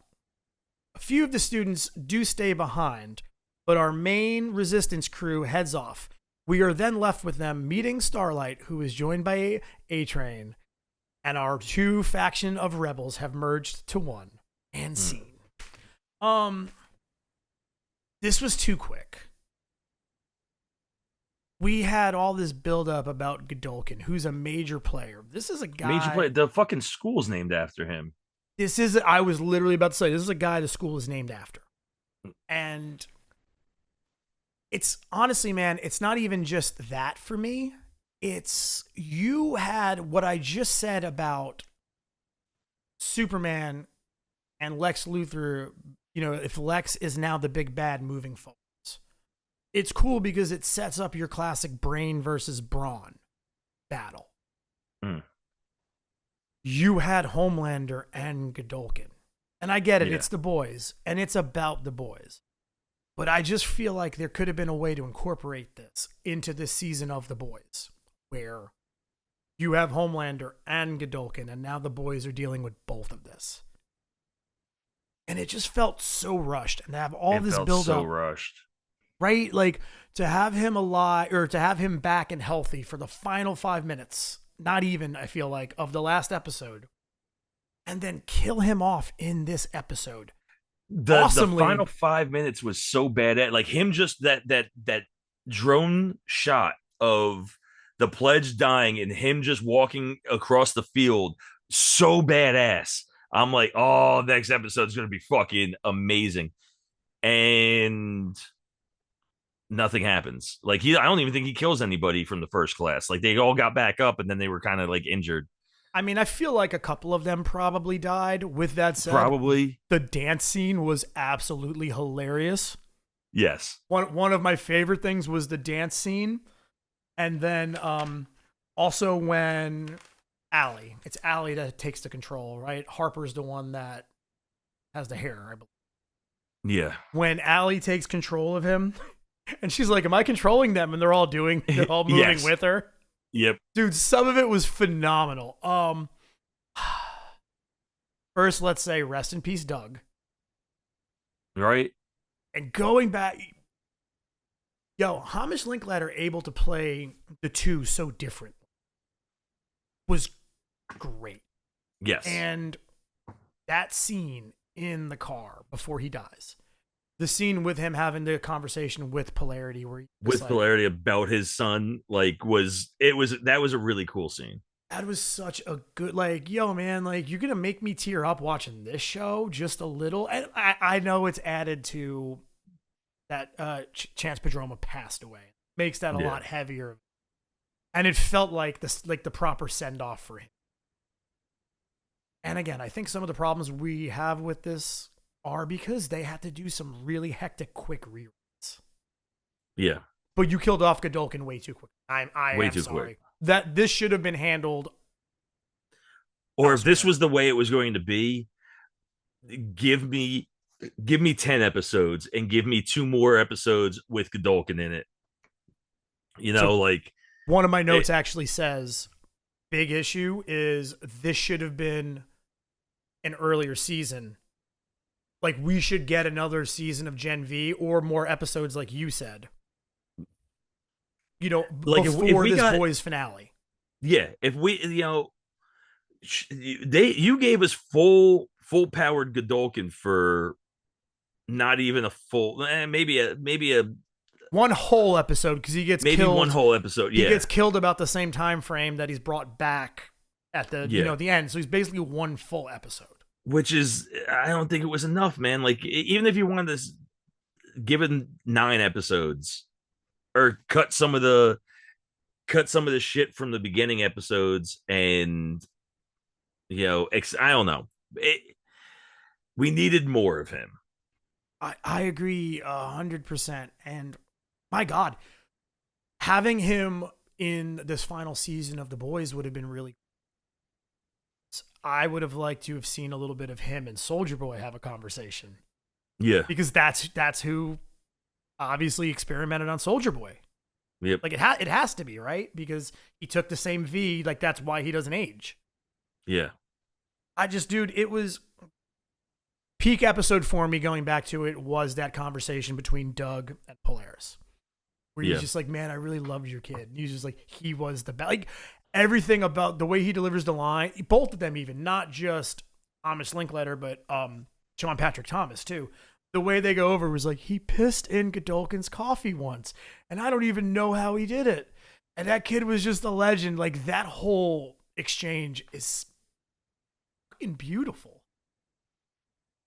Dude, I'm with you. How are you gonna kill that dude off so quickly? So quick. Like I liked where it left off. I liked that you have a full rebel alliance now, I guess, against the Seven. Somewhat, and because I do feel like, but just like the comic, Butcher's his own piece of shit. He is, yeah. Butcher's his own piece of shit over here. But you could get me, Frenchie and Mother and everyone else is with them now, and that's there's Team Starlight, and that does make sense to me. Yeah, I like it. I like where it ended. But it was a weird way to get there for the last episode. Another point I would have liked, instead of having people just coming in and him just trying to fight people in waves, I would have liked if he just continued walking through the field and just was like taking fucking people out one by one, and that just walking into a stadium and having there's a football game on a Friday night or whatever, and he walks in and just starts ripping people apart. To the point to get attention where somebody, I don't know. I liked it, but I didn't like it as much as I thought I was going to at the end of episode 7. At the end of episode 7, I was like, this is going to be fucking good. And it wasn't. Look, man, we're not Garthinas, and we're not the writer. They know where it's going to end. Yeah. We don't, but I understand not doing that because you don't want Homelander to know about his full power yet. Yeah. So I get what you're saying, but at that point you're getting someone to stream it. Him doing what he did in the room keeps it to himself. Yeah. And his end game was controlling Marie, but also yep. I would have liked him to stay alive so we could see what Sage's eventual plan is going to be. Because I feel like at the end she knows how it's going to end. Where Polarity, you're still going to die, just not today. Well, I think she knew where it was going to end, but now I don't think she does, because that was she put all her eggs in the Godolkin basket, and that's gone now. So apparently she wasn't as smart as she thought she was. Speaking of her eggs in the Godolkin basket, question for you. Mm. You're a burnt old man that's wearing a diaper for 60 years. You're healed. What's the first thing you're eating? Pizza, really? Yeah. My brain went straight to pizza, but I really felt a little little kinship with Godolkin when he grabbed the lobster. Mm. You know, like those probably would have been my two choices, with some really, really good pork fried rice being a third. Yeah. Yeah. Chinese food, but pizza. But pizza, yeah. Pizza. I would have gotten found he has a bio on all of the kids. I would have had one of the kids send me to New York. You have a bio Yeah. of kids that can one of them has to be able to teleport. Cool. Teleport me to New York real quick. I'm gonna get a slice of pizza and then teleport me back. It's fair. Doesn't I, even re- matter where in New York. I Anywhere. respect that. I've been meaning to ask you that for about a week. Yeah, pizza. Um, I love that when they get roofied, they wake up and there's dicks on their face. Black Hole's like, what? That's some of my best work. Amish Linkletter did such a good job of convincing me that he's someone else when he's Doug. The whole scene where he's just talking about how he's the second puppet. He's like, oh, this guy, Dr. Felder, comes to my door and asks me all the questions. And what was it? He's like, I had a cat and a red Honda Civic or something. And he reminds me of one of our friends. Except it's a Toyota. And then he's like, and then Godolkin takes me over and I strangled him to death. And I like the way he delivers that line, dude. Sorry. Or even when they're in the car and he's like, there's no one that could take care of you. Oh yeah, it's just me that's been missing for 30 years showing up to your doorstep. And the way he says, I tortured people. Yeah. You could, dude, I get why they killed him off. I just wanted to see some of this dude's trauma going forwards. There was no way this dude was coming out of it resembling. I feel like just he was so calm because he was, and he was so polite. Where she brings him like the expired Vicodin, and he's just like, no matter what happens, thank you guys for doing this for me. Like, yo, how did such a piece of shit turn so quickly in one scene and make me like them so much? Right. The one thing I wanted to ask you about. What's up? They did a pretty good job of filming this because you never see her other arm. Marie heals Kate. Is the arm healed? Oh yeah. We talked about that, and I said I don't think that they can do that because it's not. I don't know, but maybe she healed Godolkin's burned up body, and he's fine. Yeah, you're right. So I've watched this several times. They don't show that other arm. They do a hell of a job of framing her in certain ways. Even there's a shot at the end when they finish off Godolkin and Polarity comes in and all the kids get knocked back. She's laying in such a way you only see the arm that she uses on Godolkin's assistants, Trent or Trevor. You know, where he's like, I think it's Trent. It's Trent or Trevor was like, let the second class, where's my next class? Yeah. You see one arm, but not the other. And you don't see it the rest of the way. And I think they're just waiting for a big reveal with that. But I was going to ask you if you thought she had her arm healed. I still don't, because skin to me is tissue, which is blood, which she can heal. And like she can fix your brain because it's tissue. Mm-hmm. She can fix your throat because it's skin and it's tissue. To fix the arm is going to be bone, which I don't know if she can do bone. Which I definitely sided with you when you said that. Yeah. So I'm going to stick with that. Okay. I just for the sake of it, I'm going to go the other way with it. With that said, I will go look up maybe tonight if I have some time. But I am going to go see if Godolkin's... I thought his feet were missing. I thought he was missing the bottom of his legs. Okay, if that's the case, if he was and she fixed that, then yes, Kate 100% has her arm. I will change my opinion. But until I definitely not 100% on the feet and the legs. I swear one of his hands was a nub. in one of the shots from like a previous episode that I had been watching. Gotcha. So if I'll go back and try to verify that, or I'm sure somebody on YouTube has broken it down already. I was gonna say I don't recall because I didn't pay that much of attention to Burnt Up Godolphin. I'll let you know what I find. All right. All right. You got anything else you want to bring up from it? No. I honestly, man, I like where it leaves off. Yeah, me too. It was really good. I'm excited that we might get another season of Gen V. Because the Vought verse doesn't have to end, and I really think Giancarlo is going to end up back in charge of Vought. Dude's just that smart. I think we are going to finish with this. Do you want to rate the two together? Yeah. So give me a 7-8 together, and then we're going to do the series as a whole, if that works for you. All right. All right, so I'll start off if you would like. I'll do my two together. You know, man, 8, which is still a very good rating. I'm right there with you. I also think it's an 8. It ended too quickly for me. We didn't get enough Godolphin. But all in all, man, it was solid. Like, it was a good watch. Like you said, there was some heartfelt stuff. The dance scene was hilarious. Like it was very good. It was still a solid 8, and I can't wait for the next season of The Boys to see where this ends. The Vaughtverse has been better for me than Marvel or DC recently.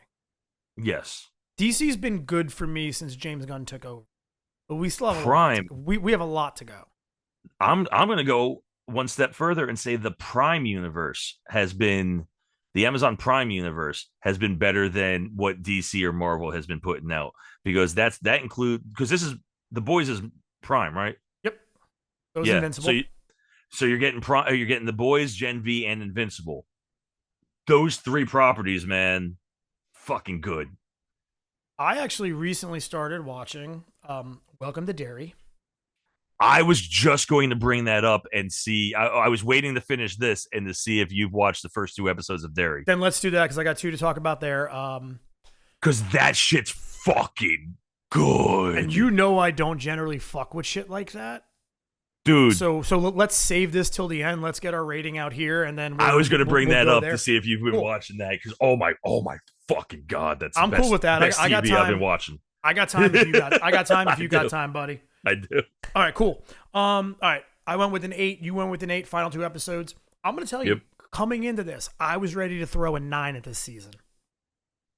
It's an 8, which is still a hell of a rating. I'm right there with. I was going to say 8. You could maybe talk me into an 8.5, but nah, it's a solid 8. I am trying to be here, and I'm trying to be here and be like, look, Chance Pedroma's death was not even just emotionally on the cast and the crew, but so much to go in and rewrite. So I understand that there were some things that had to be changed, and that's why I think some stuff got dropped. Like, there was going to be a little more Cricket and Greg maybe build up. But this guy was your main antagonist the entire season. This is how you ended off. It ended way too soon. I'm with you. We needed 10 episodes, or he needed to come back episode 5. Or, man, spread this over 2 seasons, and this should have gone longer. You're going to give me a little more Godolphin. Season 2, part 1 ends after 6 episodes with him strutting across that football field, and now we have to wait for the second. Dude, that's how you drop. That's how you drop it and make me wait for this. And then a month before The Boys, you drop the other Gen V episode. Yeah. Or drop it like a movie. Give me a 3-episode, 2.5 hour Godolphin finish off, and I would have been okay with it. Just ended too quickly. He ended so quick for somebody who was supposed to be literally a god. With that said, acting, CG, everything, like writing, direction, cinematography, dude, this is an A+ television. This is an A+ universe. Yes. Most fun I have had watching television in a very, very long time. Super pumped for The Boys. I really do hope we get some continuation with it.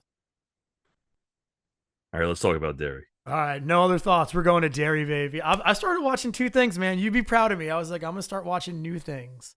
I did not think you were going to be into Derry because you don't really fuck with horror that much. I don't. So And I need Netflix to buy this.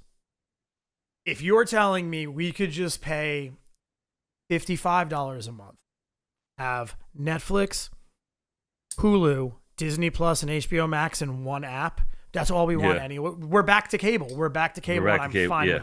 Because Disney Plus has a thing where it's Disney Plus, ESPN, Hulu, and now you can do HBO Max, right? Yep. Dude, lump in Netflix with me. Cool. I'll pay the $5 for Paramount Plus, and I'm happy. Mm-hmm. I picked up Hulu because I was really interested in Alien and the Predator stuff, and I wanted to check out Only Murders in the Building. I need to get into that. Fucking love it. I need to watch that. I knew I would like it. I just haven't started it yet. You know, I'm Three Amigos, great movie. It's unfortunate. Yep. Chevy Chase is apparently a horrible human.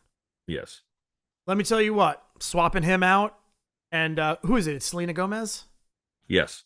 Throwing her in? Amazing. Dude, the Two Amigos and Selena Gomez, some of my favorite. Yo, you will love it because it's like the right mix of murder mystery with comedy and really good acting. And Steve Martin and Martin Short obviously know each other so well, and they play so well against each other.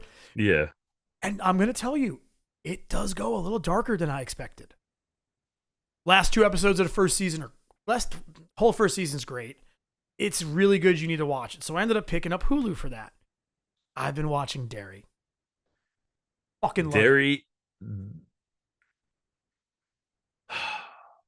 I'm weird. Okay, I'm weird for people that don't know my horror thing. I'm weird with certain horror. I hate overgore, and I hate supernatural horror. You throw me into the Blair Witch Project or any of the Conjuring movies, fuck that shit. You throw a crazy clown at me, I'm weirdly good with it. You throw Final Destination at me.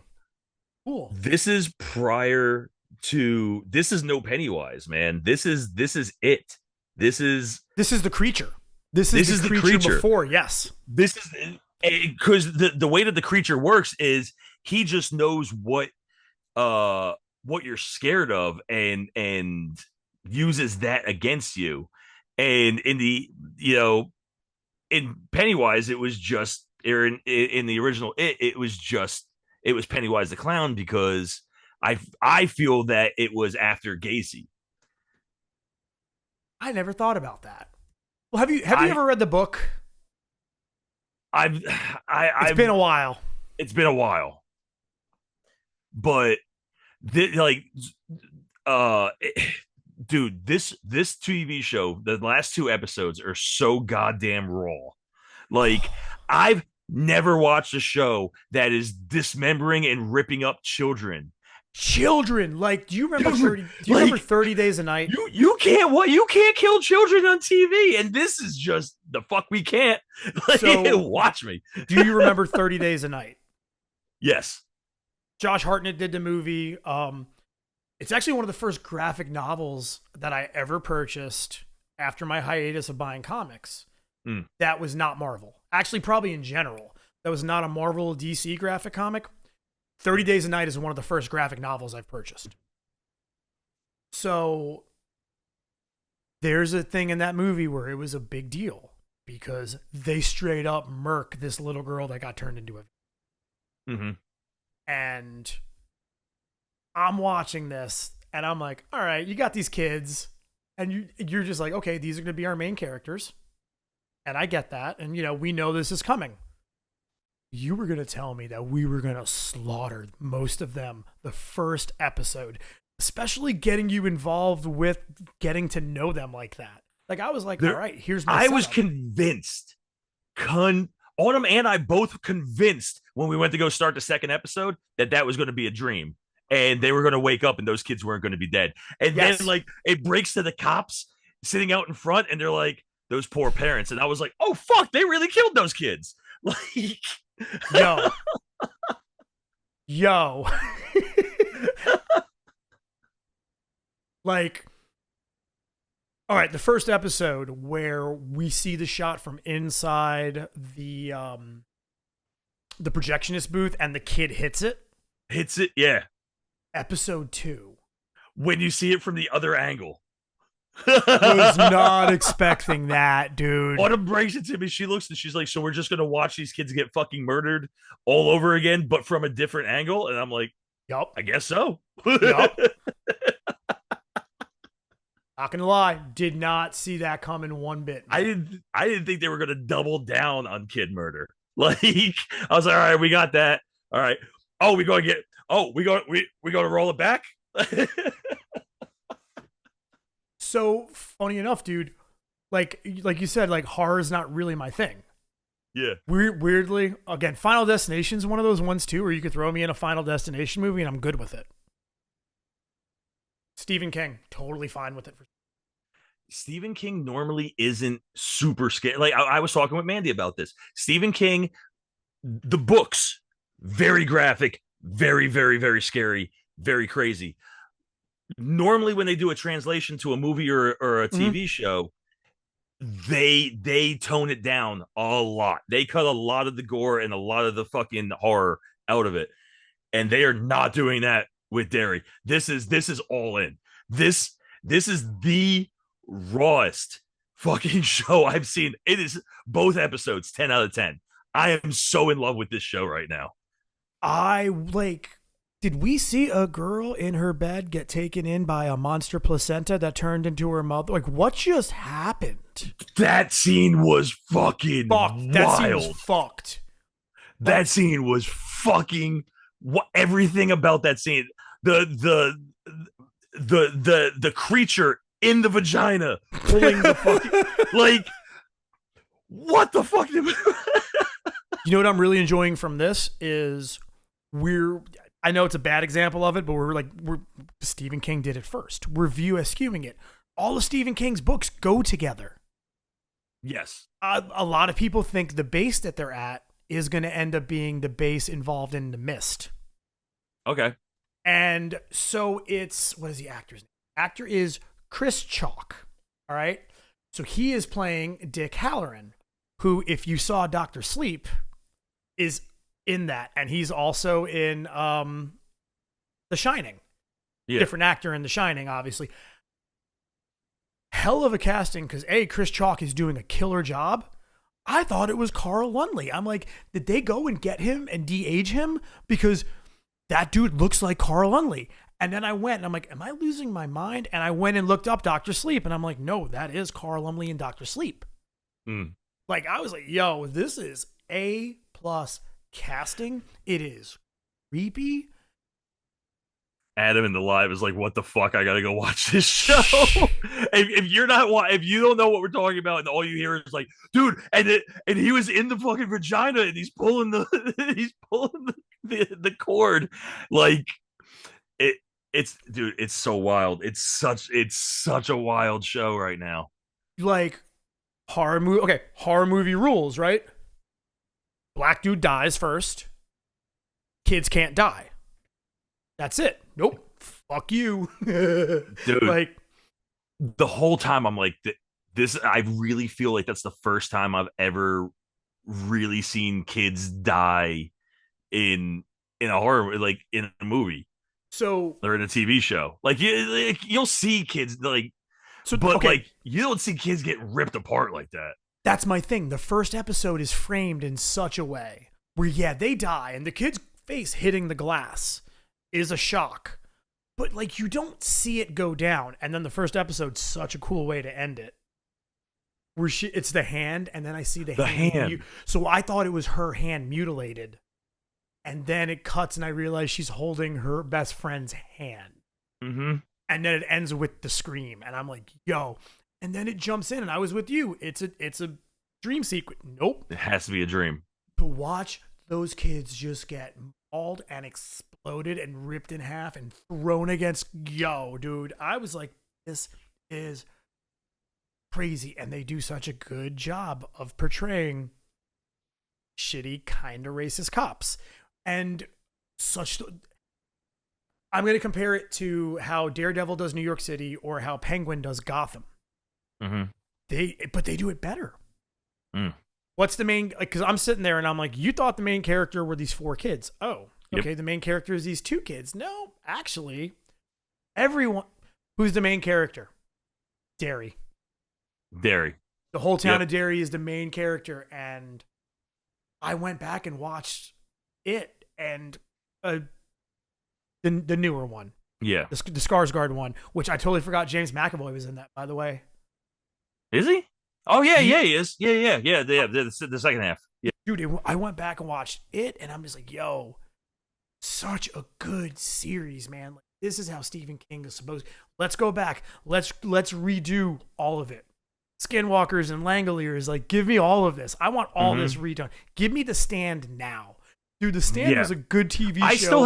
I still haven't watched the movie, or no, that was the Dark Tower. I still haven't watched Dark Tower with McConaughey and Idris Elba. I did not either.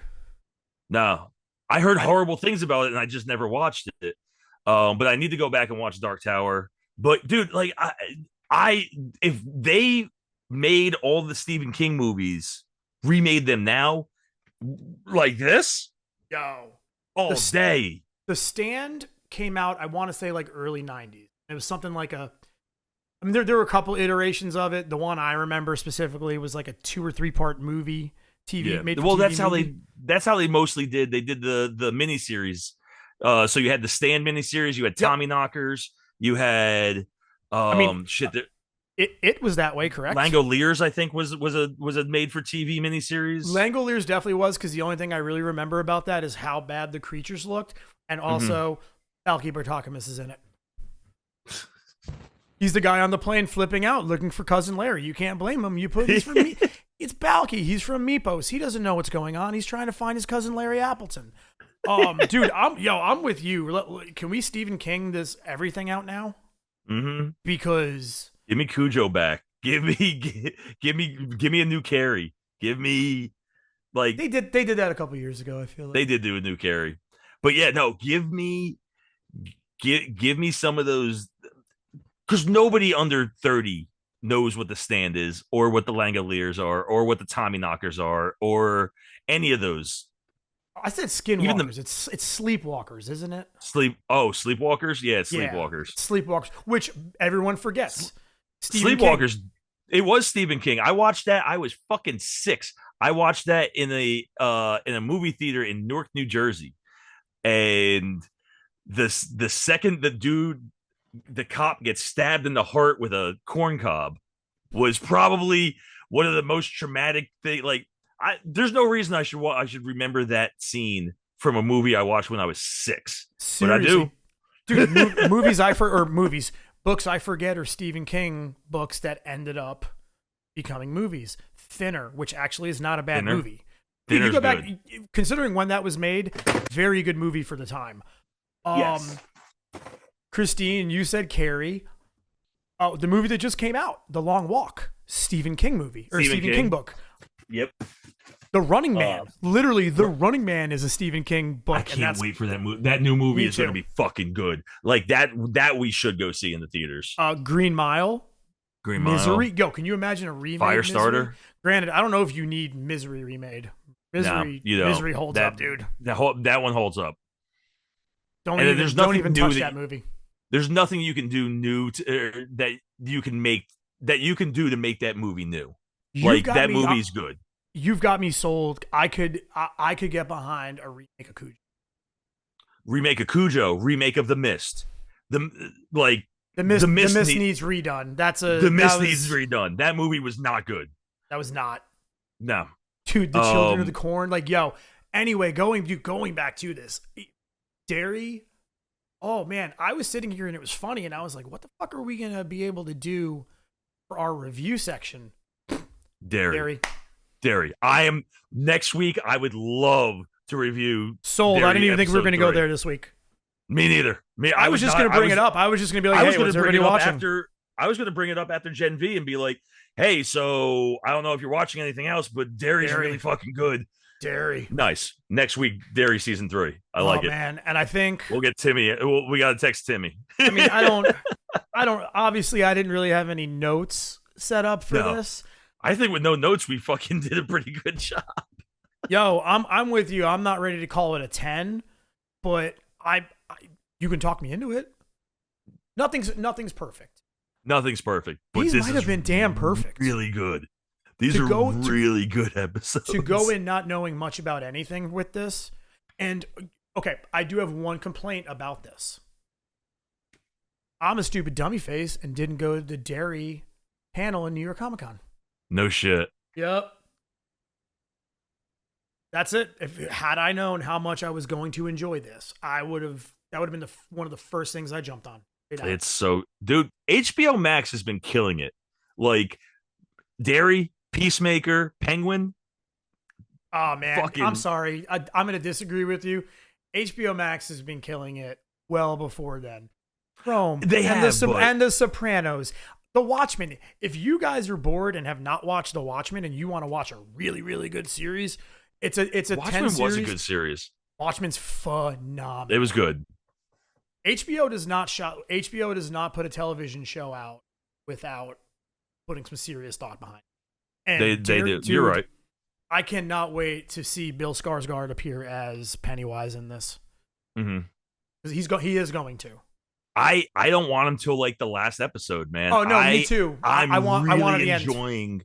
I'm really enjoying the creature just being fucking the alien creature that he's supposed to be. Yeah, just being pure fear, and that's all he is. Like, I want the same as you. I want this to just end with him because I'm not going to fall down. Like I did watch the new Rockstars breakdown of it. You know, we do know at least one person, at least two people I know are going to survive this. Have to. I'm not going to tell you whom, but I do know two actors. Well, I can tell you one because I told you he's in Dr. Sleep. Yeah. But I do know at least one of these actors, their character does have to survive because they are in. Not the same actor, but the same character. Yeah. Dude, this is... Seriously, God, I thought I was going to enjoy it, which you didn't realize how much I enjoy it. Yeah. But I knew I was going to be into this. Opening scene, the kid hitchhiking scene after the movie theater runaway, all of it. That is how you hook me on something. Yep. No, it's very, very, very well done. I'm excited. I'm with you. This is mint. This is a 10. We'll give it a 9.5 if you would like. I like 9.5. 9.8 maybe. Both episodes. Both episodes. Yep. Like, tell me, here's my thing. If you want to tell me it's not a 10, and going back, we might be like, well, it was a letdown after the first couple. That's cool. That's right cool. Now, where we're at, first episode dropped, and I was like, it's a 10. Changed my mind. Second episode dropped, and I still went, it's a 10. Changed my mind. And it's the counter of what we just said about The Boys, where like, not a lot really happened in the second episode. It was just narrative, but holy fuck, it was perfect. Yes. You're right. Nothing really happened other than a bed turning into a deceased fucking like, oh my, like that scene alone is a fucking 12 out of 10. Like I thought she was dead. I thought the kid was like, I won't be surprised if this is Game of Thrones and we just start losing children every episode. Yeah. No one, again, I know two characters have to survive this, but no one's safe. And I love it. I love every bit of this. I 100% was with you thinking that it was going to be some sort of Stranger Things. The kids are going to be a whole, like these 4 kids are the fucking stars. And then, yeah, nah. I mean, you and I talk a lot of shit about kids. We don't want them. You can't have them now. Like, it's what it is. I have no issues with kids. I just don't want to be around them, you know, unless I'm the fun uncle and I can give them back. With that said, I do have 2 rules. Be an asshole to anybody you want. Be kind to animals. Be kind to the little ones. The little ones didn't do anything fucking wrong and they don't know any better. It's Correct. Probably falling on their parents. Yo, I was not mentally prepared for these kids to just... Nope. If anybody, I thought the projectionist daughter was toast. Yeah. Because I thought you had your 4 core kids. 2 boys, 2 girls. We're skeleton crewing this shit all over again. You know, you got your thing. I felt bad for the fucking younger sister. She's not even part of this shit. She just got drug along because he was babysitting her. Like you, Dude. she wasn't even part of the group. She, Oh man, and and the reason that you don't kill kids in shows like this is because they're the innocent. Like, one's innocent in dairy, baby. And look, I'm not saying it's okay and we should be wishing things upon kids, but I will say the group of mean girls, I can't wait for them to meet their fate. yes, I kind of want the dorky girl that's trying to be with the cool girls. I want her to get it. I think she is. I'm getting Stranger Thing vibes from her. Guess because she Where kind of looks like Beth from Stranger Things, is that her name? the one that disappears in season 1, and we never. No, the one that she goes to the underground in the pool. The one that Yeah, they want. Was it Beth? I think it was Beth. Anyway, that's what I'm getting that vibe. Yeah. I don't think it's Beth, but I'm getting that vibe off. Barb, it's Barb. Barb, that's it. I Barb. knew it was a B. Barb. Barb. You had 4 letters too. You had that. I'm getting very Barb vibes off her, where Same. everyone that grew up bullied and awkward as a fucking kid is gonna sympathize with her. Yeah. And screw that. Kids ain't safe. I'm with you. I'm like, I don't think this kid's gonna be safe. No, I don't think there's any kids that are safe. Oh man, dude. So, all right, I think that's a good way to end this. I think that's it for me. If that's Absolutely. it for you, dude. I had a good time this week. We had a lot to catch up and cover, but We did. we did a pretty good job. I'm so happy. Dude, I'm so here for Derry. I'm so here for Derry. Let's go. Oh, I love it. All right, man. Well, guys, join us next week as we get the next episode of Derry talked about, and I'm going to obliterate Fantastic Four when it drops on streaming Friday. I'm actually not going to obliterate it. I'm actually really excited for you to watch it a second time. Yeah. I really enjoyed it. I think you're going to like it a lot better on a rewatch. There's things I do want to try to catch in it, and I'm actually very excited for it and the extra features on it. So that'll be a lot of fun this week coming up. Yep. But until then, man, we have been the Late Night Nerd Podcast, and shout out to Adam and everyone that was joining in live. We appreciate you. Send your questions, comments, and feedback to latenightnerd@gmail.com. That is the letter L, the number 8, nightnerd@gmail.com, or hit us up on the socials. If you're listening only, like, subscribe, hit the bell, send Reynolds photos of your no-no parts. Probably don't do that. Our lawyers say I shouldn't say that. But drop us a line, follow us, tell your friends. We appreciate everybody. We will be back next week. And as always, binge responsibly. I'm Walt. Thanks for being here. I'm Reynolds. Appreciate it, guys. Take care of yourselves, and laters, Gators. Bye, guys.